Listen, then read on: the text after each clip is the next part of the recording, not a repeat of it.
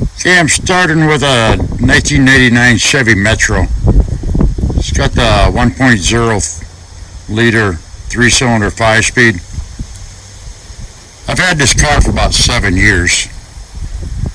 And hopefully I have it for another 7 years because I absolutely love this car. The highest I've ever gotten with this was on a road trip in Arizona, and I was driving it to see how high of mileage I could get. But on a 500-mile trip, I got 54.21 miles a gallon. But it had nothing in it, so it was real light. And I was burning premium gas. Don't know if that makes any difference or not, but I was 92 octane, and I never drove it over 60. But I've gotten 50 miles a gallon, just a little bit over 50, consistently, as long as I don't drive it real fast or hauling any kind of load. So I don't know what this will do in the trip. But basically, I turned this into like the world's smallest motorhome, or RV, or whatever you want to call it. And I'm getting ready. I've taken this on a road trip before from Arizona, is how I ended up in Maine. But I'm getting ready to take off again. I turned this into a one-seat car. I did this about 3.5 years ago. I took out the back seat.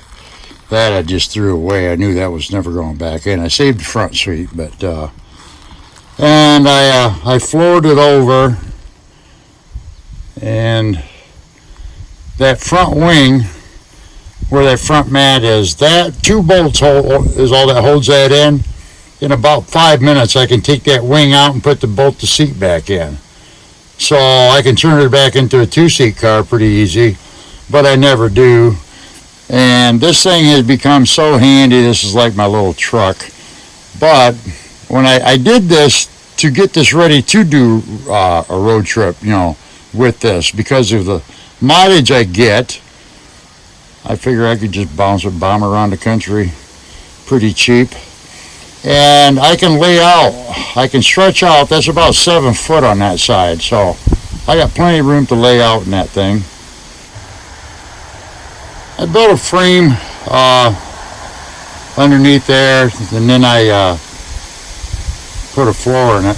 These panels were, I did them in small sections, mainly so it'd be easier to cut them to get them to fit. But I can also take those out, and there's storage underneath there.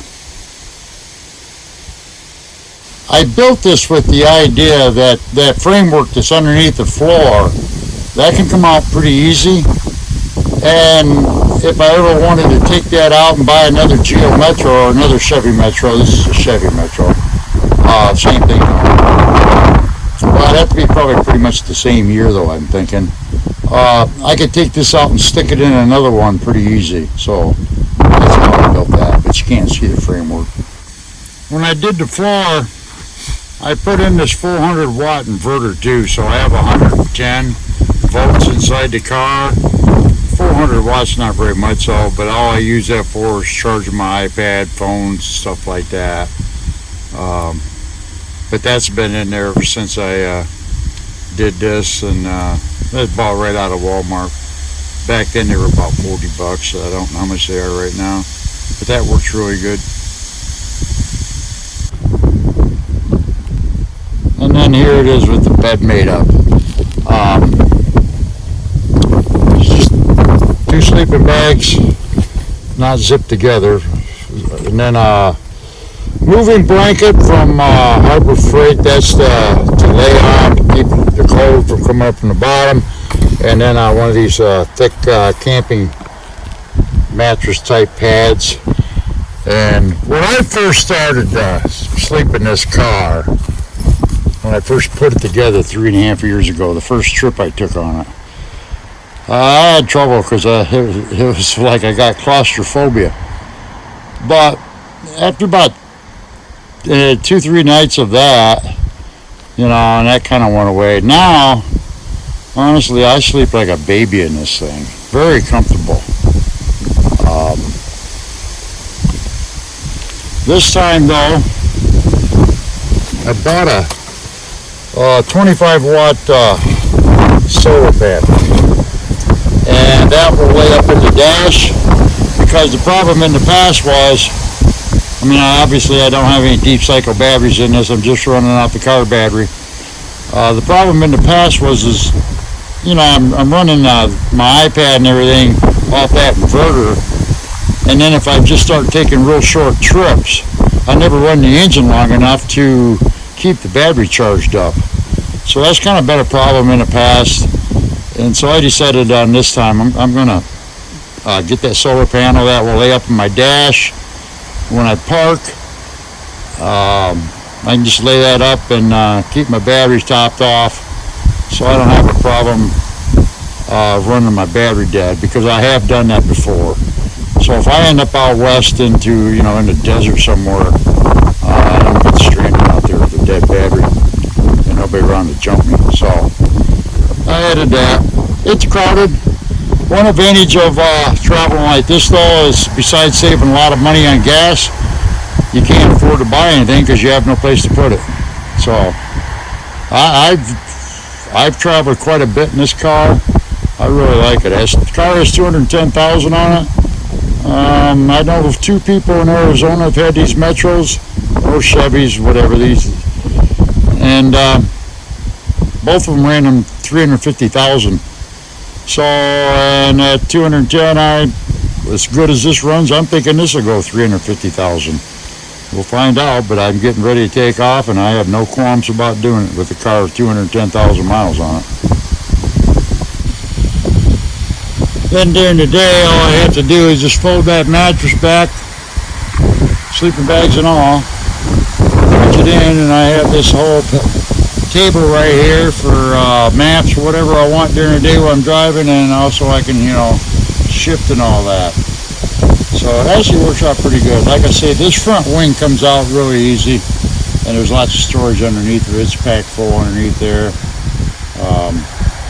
So works out pretty good. In my opinion, if you ever have a chance to get one of these Metros that's in pretty decent shape, and you want a good transportation car, you just can't beat these. A lot of people, mechanics definitely, when they pop the hood on this thing, they can't believe how simple it is. It's just an engine and hooked to the transmission. This car didn't even come with power steering. It's very basic, very easy to work on. Parts are cheap. I mean, I'm not a mechanic, but using a manual, I changed the timing belt and water pumps right there. I changed the water pump on it.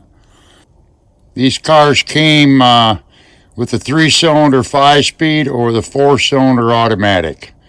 Now, years ago, I had a 4-cylinder automatic. I wasn't really that impressed with that one myself. I would not want one of these unless it's the 3-cylinder 5-speed, but that's just my taste. The 4-cylinder automatic only got about 42 miles a gallon with that. So there's a big difference in the gas mileage.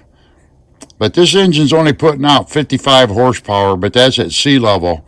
You get this up in the mountains. I've had this up out in Arizona lots of times, 9,000 feet. And probably at 9,000 feet, this is only putting out about 35 horsepower because it's not turbocharged. So it's pretty gutless. You know, if your ego gets in the way, you're not never going to drive one of these. But I don't have a problem with it. I don't care what people think about what I drive, and I absolutely love this car. Like I said, I'm not a mechanic, but watching a couple YouTubes, I rebuilt the front end on this, changed the transaxles, and it really wasn't all that hard.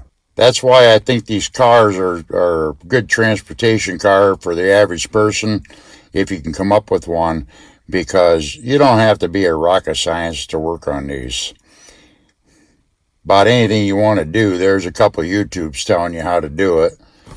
I always thought rebuilding the front end with new ball joints and all that, swing arms, I always thought that would be difficult. It really is nothing to it other than just unbolting the old ones and bolting the new ones in. When you're all done, then you have to take it to a alignment shop, though, and get it realigned. This is how small this car is.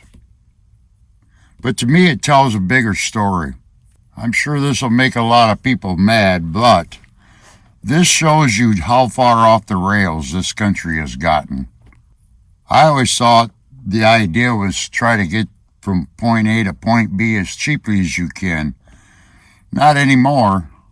Now it seems like everybody wants to figure out just how much money they can spend to get from point A to point B, and they don't get there any faster than I get there.